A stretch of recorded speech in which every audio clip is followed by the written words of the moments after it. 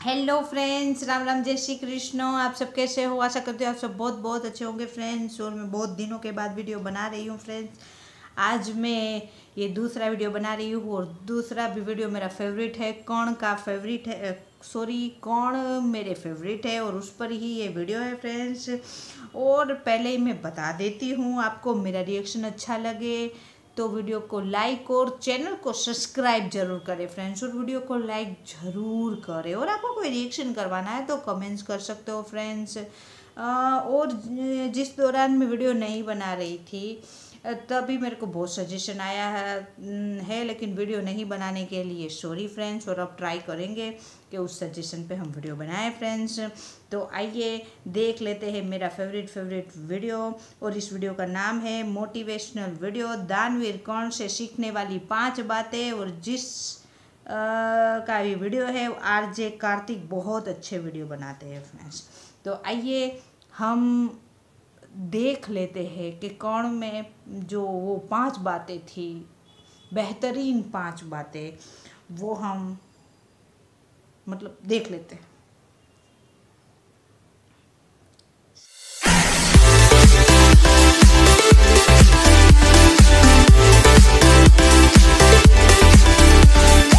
Start. Bharat के युद्ध में धनुर्धर अर्जुन और दानवीर कर्ण आमने सामने युद्ध लड़ रहे थे।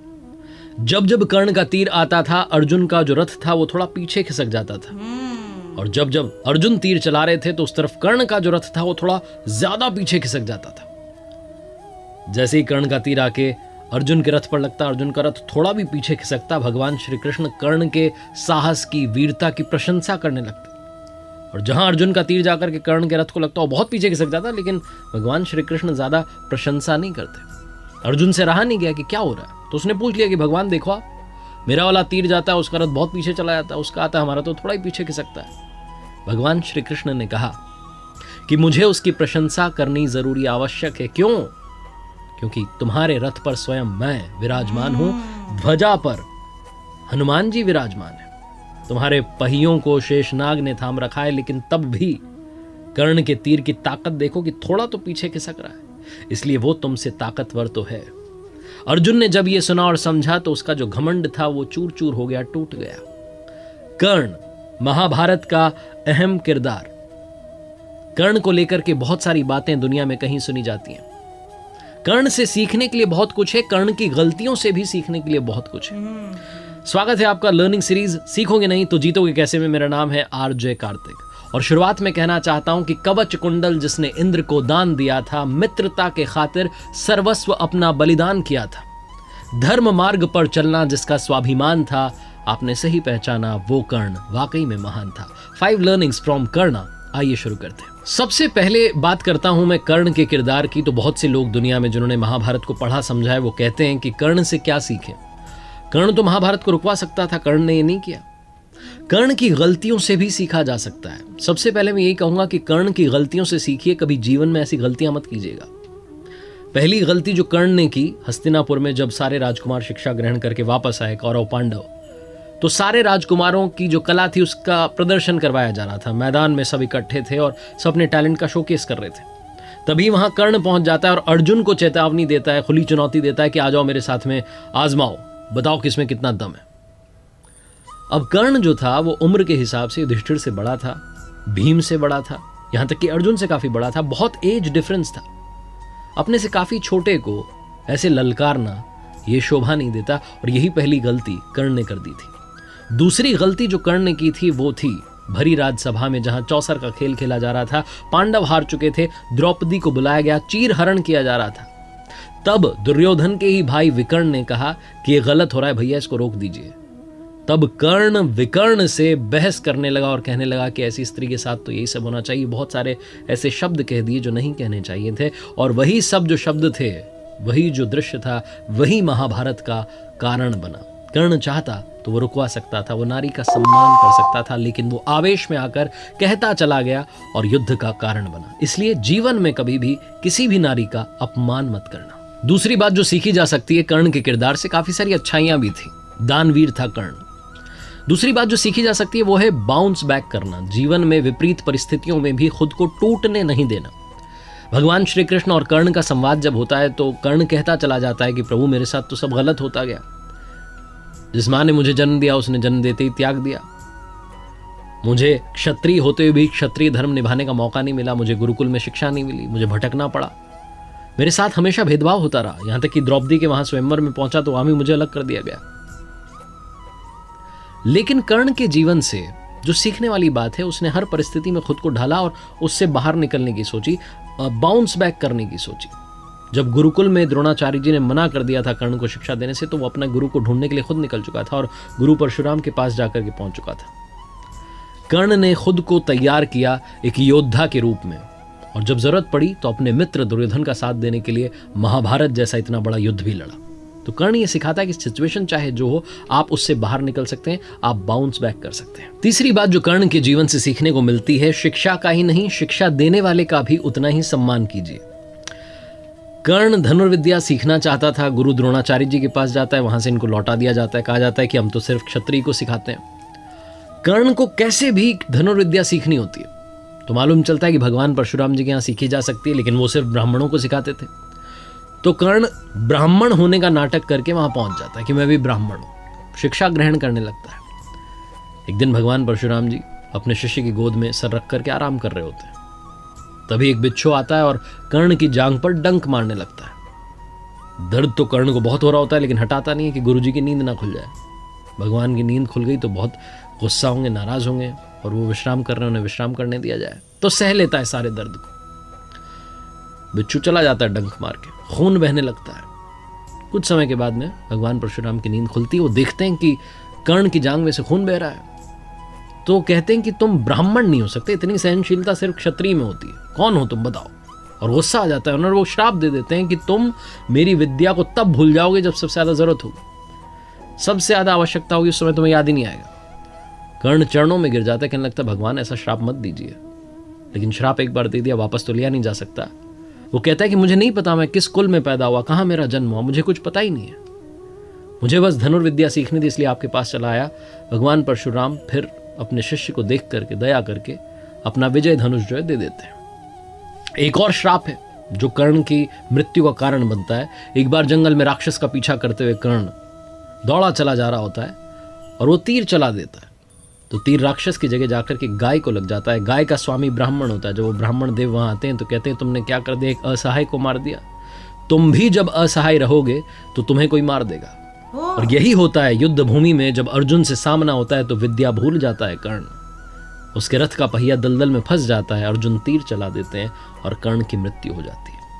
लेकिन सार ये है कि जिसने शिक्षा दी उनका भी सम्मान कीजिए और जो शिक्षा मिली उसका भी सम्मान कीजिए। चौथी बात जो सीखनी चाहिए कर्ण के जीवन से, कर्ण ने ना सिर्फ मित्रता की बल्कि मित्रता को निभाया भी। आज की लाइफ में बहुत सारे फ्रेंड्स होते हैं हमारे, लेकिन बहुत सारे फ्रेंड्स में से बहुत कम फ्रेंड्स होते हैं जो हमारी फ्रेंडशिप को निभाते हैं। कर्ण को मालूम था कि जीत इस महाभारत के युद्ध में पांडवों की होगी, क्योंकि उनके साथ में भगवान श्री कृष्ण खड़े हुए। लेकिन फिर भी कर्ण लड़ता चला गया, एक बार भी ना नहीं कहा। अपने मित्र दुर्योधन को यह भरोसा दिलाता गया कि हमारी जीत होगी, हम लड़ेंगे, हम जीतेंगे। कौरवों की पूरी सेना आंख मूंद करके कर्ण पर विश्वास करती थी। दुर्योधन ने भी मित्रता निभाई थी। जब पांडवों ने कहा कि कर्ण कोई राजा तो है नहीं, हमसे युद्ध कैसे करेगा, तो तुरंत एक राज्य का राजा दुर्योधन ने कर्ण को बना दिया था। कर्ण को जब महाभारत के युद्ध में बीच में मालूम चलता है कि उसकी जो असली मां है वो कुंती है, वो पांडवों का ही भाई है, तब वो मां कुंती को प्रणाम करके कर्ण कहता है कि मां माफ करना, लेकिन इस युद्ध में आपके 5 ही बेटे बचेंगे। युधिष्ठिर रहेंगे, नकुल रहेंगे, सहदेव रहेंगे, भीम रहेंगे, लेकिन अर्जुन और कर्ण में से सिर्फ एक बचेगा, क्योंकि युद्ध तो मां होकर के रहेगा। कर्ण को सब कुछ मालूम था, हार सामने खड़ी थी, लेकिन फिर भी कर्ण लड़ता चला गया अपनी मित्रता के वचन को निभाने के लिए। दोस्ती निभाना अगर सीखना हो तो कर्ण से सीखिए। और आखिरी 5वीं बात जो सीखनी चाहिए कर्ण के जीवन से, अगर आपने दूसरों से ज्यादा कमाया है दुनिया में तो आपका कर्तव्य बनता है कि आप दूसरों के हित के लिए कुछ ना कुछ पैसा उसमें से लगाएं, कुछ डोनेट करें इस समाज के लिए जिसमें से आपने कमाया है। कर्ण सबसे बड़ा दानवीर था।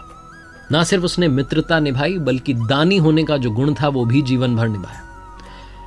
अंतिम समय में जब अंतिम श्वास कर्ण गिन रहा था, युद्धभूमि में घायल पड़ा हुआ था, तब भगवान श्री कृष्ण ने अर्जुन से कहा कि कर्ण को याद रखेगा जमाना, याद रखा जाएगा इसके वीरता के गुण के लिए और इसके दानवीर होने के गुण के लिए। तो अर्जुन ने कहा कि ये सबसे बड़ा दानवीर तो नहीं हो सकता। तो भगवान श्री कृष्ण ने कहा भी बता देते हैं तुम्हें। ब्राह्मण का वेश धर करके पहुंच गए भगवान कर्ण के पास, जो युद्ध भूमि में घायल पड़ा हुआ था, और जाकर के कहने लगे कि आए तो हम आपसे मदद मांगने के लिए थे, लेकिन आप तो खुद ही अभी अपने अंतिम श्वास गिन रहे हैं। चलिए हम चलते हैं, बाद में आते हैं, अब आपसे मिलेंगे, किसी अगले जन्म में मिलना होगा तो। कर्ण ने कहा रुकिए महाराज, आप आए ब्राह्मण दे और आप खाली कैसे जा सकते हैं? माना कि मेरी मृत्यु बस होने ही वाली है, लेकिन तुरंत कर्ण ने युद्ध भूमि में से पत्थर उठाया, अपना सोने का दांत तोड़ करके उनको दे दिया और कहा ये ले जाइए, मुझे क्षमा कीजिएगा, मैं आपकी ज्यादा मदद नहीं कर पाया। भगवान श्री कृष्ण बड़े प्रसन्न हुए और तुरंत अपने वास्तविक स्वरूप में आ गए और कहा कर्ण मांगो, क्या मांगना चाहते हो? मैं तुम्हारी दानवीर होने की इस क्षमता से बहुत प्रसन्न हूं, तुम इस दुनिया को कुछ न कुछ देते ही चले गए। कर्ण ने अपने अंतिम समय में भगवान श्री कृष्ण से 3 वरदान मांगे थे। सबसे पहला कर्ण ने कहा कि मेरे साथ में जिस तरीके का अन्याय हुआ, आप अपने अगले जन्म में सुनिश्चित कीजिएगा कि मेरे वर्ग के लोगों के साथ में अन्याय ना हो। अच्छा। दूसरा कर्ण ने वरदान मांगा कि भगवान आपका अगला जन्म मेरे ही राज्य में हो। और तीसरा कर्ण ने वरदान मांगा कि मेरा अंतिम संस्कार ऐसा व्यक्ति करे जो पाप मुक्त हो। कहा जाता है कि भगवान श्री कृष्ण ने अपनी हथेली में कर्ण का अंतिम संस्कार किया था। आखिरी में बस यही कहना चाहता हूं कि जीवन में 2 मित्र हमेशा बनाना। पहले भगवान श्री कृष्ण जैसे जो ना लड़ें फिर भी आपकी जीत पक्की कर दें, और दूसरे कर्ण जैसे जिन्हें मालूम हो कि हार सामने खड़ी है लेकिन फिर भी आपका साथ ना छोड़ें। देखते रहिए मेरे साथ हर सोमवार सुबह 9:30 बजे मोटिवेशनल कहानी, और हर शुक्रवार सुबह 9:30 बजे लर्निंग सीरीज का एक नया वीडियो।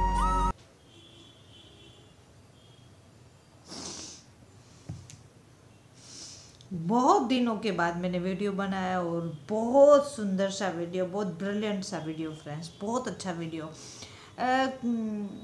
जैसे आप लोगों को पता तो है कि कर्ण मेरा फेवरेट है, और कृष्ण भगवान की बात तो कभी झूठी हो ही नहीं सकती फ्रेंड्स, क्योंकि वो हमारे भगवान है फ्रेंड्स। तो भगवान की एक बात बहुत ही मतलब अभी हम सत्य देख भी रहे हैं कि मतलब कर्ण जो है ना, उनका जब हम व्यक्तित्व जानते हैं, उनकी कहानी जानते हैं, तो वो हमारे मन को भाता है कर्ण। और मेरे को तो बहुत कर्ण पसंद है। और इसमें जो 5 बातें बताई, मतलब बहुत ही अतुल्य बातें बताई, बहुत सुंदर बातें बताई। और जो मैं हमेशा हर वीडियो में बोलती हूँ फ्रेंड, कर्ण के जब भी मैं वीडियो बनाती हूँ हर वीडियो में बोलती हूँ कि मित्र धर्म, कर्ण जैसा मित्र हो ही नहीं सकता फ्रेंड्स। कि पता हो कि हार है, फिर भी हार के पलड़े में कोई दोस्त अगर दोस्त के साथ बैठ के लड़े, उससे बड़ी बात हो नहीं सकती। दानवीर जो था, जिस चीज़ से उनकी मृत्यु, वो मरने से बच सकता था, फिर भी उन्होंने हंसते हंसते दान कर दिया। उनकी दो जो चीज़ें, कुंडल और कवच था फ्रेंड्स। और एक था फ्रेंड्स जो मेरे को बहुत अच्छी बात लगी कि कर्ण ने कभी लिया ही नहीं है, सब दिया ही दिया है, देना ही मतलब वो सीखे है और दिया ही दिया है। हालांकि उनकी आवाज़ में कर्ण को शुरू से आखिर तक उनके साथ अन्याय हो रहा था फ्रेंड्स। और जो मेरे लिए कर्ण के लिए जो मेरे मन में जो सॉफ्ट कॉर्नर है, वो इसलिए कि फिर कि उनके जो एक इंसान कुछ गलत कर्म करता है, कर्मा भुगतता है, वो एक अलग बात हो गई, लेकिन उनको जन्म से ही ये चीज़ उनके साथ हो रही थी। जो उनको मिलना चाहिए था वो नहीं मिला था फ्रेंड्स। एक बात और बहुत अच्छी लगी कि बाउंस बैक, कभी भी हार मत मानो, जितने भी विकट परिस्थिति हो उनसे उभरो और उससे बेहतर बनने की कोशिश करो।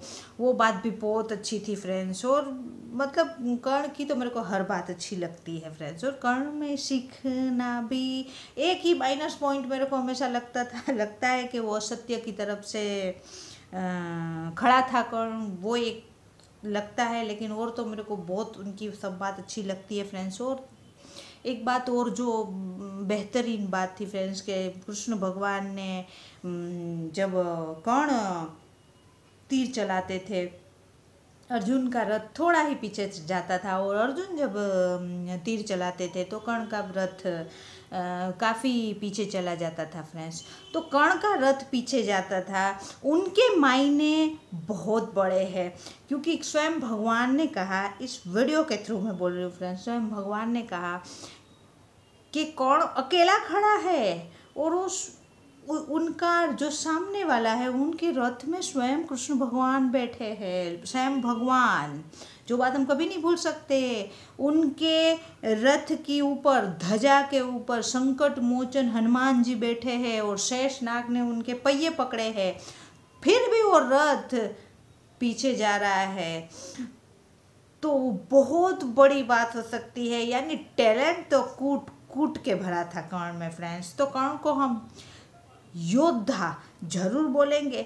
और काफ़ी बार मेरे कमेंट्स भी आते हैं कि आप सर्वश्रेष्ठ योद्धा जो है कर्ण को बोलती हूँ फ्रेंड्स में, लेकिन फ्रेंड योद्धा तो कर्ण था। और कर्ण की जो बातें हैं वो हमारे दिल को छूती है, और मेरे को तो कर्ण बहुत बहुत पसंद है। हालांकि मेरे बहुत से सब्सक्राइबर्स हैं जो नाराज हो जाते हैं फ्रेंड्स, लेकिन कर्ण की जो बातें हैं ना, जो अभी मिलनी नामुमकिन बातें हैं फ्रेंड्स, जो हम सुनते हैं तो मेरे को तो ये वीडियो वाकई में बहुत अच्छा लगा। आपको मेरा रिएक्शन अच्छा लगा हो तो वीडियो को लाइक, चैनल को सब्सक्राइब जरूर करना, वीडियो को लाइक जरूर करें फ्रेंड्स। और अब मिलते हैं फ्रेंड ऐसे ही किसी बेहतरीन वीडियो में। बाय बाय, जय हिंद, वंदे मातरम, बाय बाय।